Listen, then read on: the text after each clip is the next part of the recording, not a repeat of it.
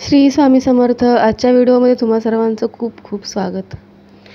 दत्त जयंती दरवर्षी कार्तिक पौर्णिमेला येते आणि यावर्षी 2025 साली दत्त जयंती कार्तिक पौर्णिमेलाच आलेली आहे. गुरुवार हा दत्तगुरूंचा वार.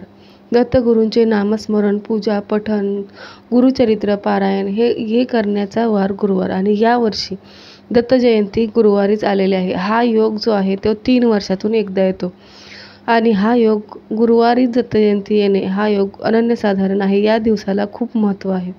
तर आजच्या दिवशीचं महत्त्व काय आहे हे आपण जाणून घेणार आहोत. मार्गशीर्ष महिन्याच्या पौर्णिमेला प्रदोष काळ असताना श्री दत्तगुरूंचा जन्म झाला.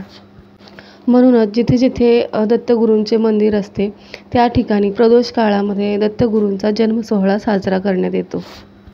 त्यामुळे अनेक ठिकाणी, अनेक कुटुंबांमध्ये किंवा सार्वजनिक ठिकाणी दत्तगुरूंचे नवरात्रसुद्धा केले जातात. त्यासोबतच नवरात्रासोबतच दत्तगुरूंचे गुरुचरित्र पारायणसुद्धा केले जातात. काही लोक व्यक्तिगत कुटुंबामध्ये सुद्धा गुरुचरित्र पारायणाचे पठण करतात.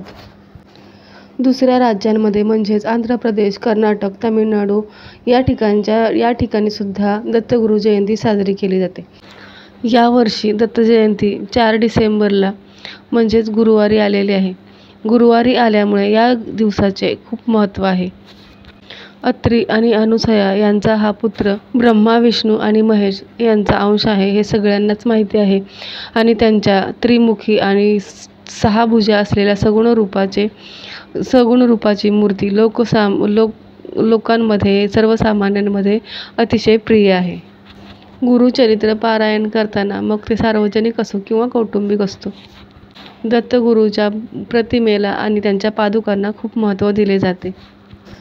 नरसोबाची वाडी, गाणगापूर, औदुंबर या अशा धार्मिक ठिकाणी दत्त महाराजांच्या पादुकांची स्थापना केलेली आहे.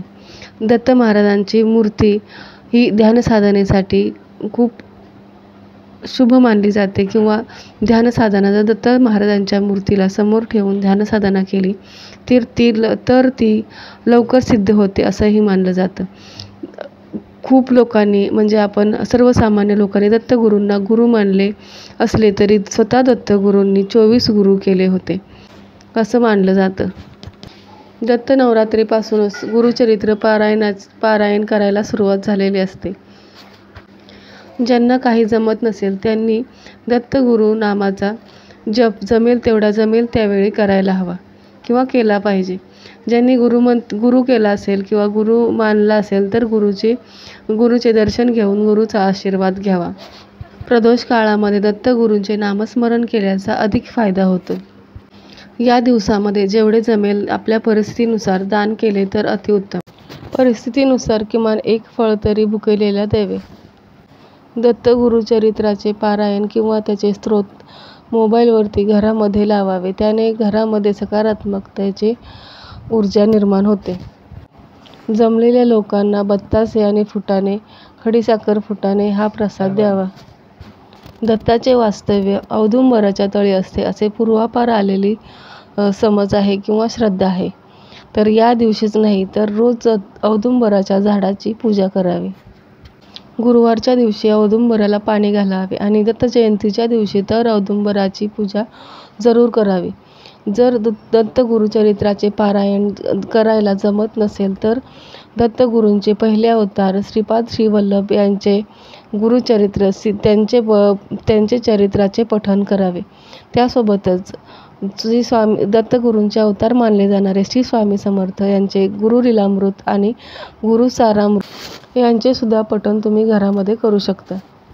दत्तांचा अवतार मानले जाणाऱ्या कोणत्याही गुरुचरित्राचे पारायण तुम्ही अगदी निशंकपणे करू शकता. दत्त ऊर्जा ही दत्त जयंतीच्या दिवशी नेहमीपेक्षा जास्त कार्यरत असते. दत्त जयंतीच्या दिवशी केलेली पूजा, मनोभावे केलेली पूजा ही इतर दिवसांपेक्षा जास्त ऊर्जा देऊन जाते, जास्त लाभ मिळतो आपल्याला त्याचा. त्यामुळे या दिवशी मनोभावे पूजा करा. अगदीच काही नाही जमले तर दत्तगुरूंचा नामस्मरणाचा जप तुम्ही करू शकता. 108 वेळा करा. जेवढ्या तुम्हाला जमेल तेवढ्या वेळा तुम्ही हा जप करू शकता. मी याआधीसुद्धा दत्त जयंतीचा एक व्हिडिओ टाकलेला आहे चॅनलवरती. आजचा व्हिडिओ तुम्हाला कसा वाटला, दत्त जयंतीचा ही माहिती तुम्हाला कशी वाटली, तर ती कमेंटमध्ये नक्की सांगा. जर तुमच्या काही अजून तुम्हाला दत्त जयंतीच्या दिवशी काही अनुभव आले असतील किंवा अजून काही तुमच्या हे असतील, प्रश्न असतील, तर कमेंटमध्ये नक्की सांगा. आणि आजचा व्हिडिओ तुम्हाला कसा वाटला, व्हिडिओ कुठेही आवडला असेल तर व्हिडिओला नक्की लाईक करा, चॅनलला सबस्क्राईब करायला विसरू नका. पुन्हा भेटूया पुढच्या व्हिडिओमध्ये. तोपर्यंत श्री स्वामी समर्थ. धन्यवाद.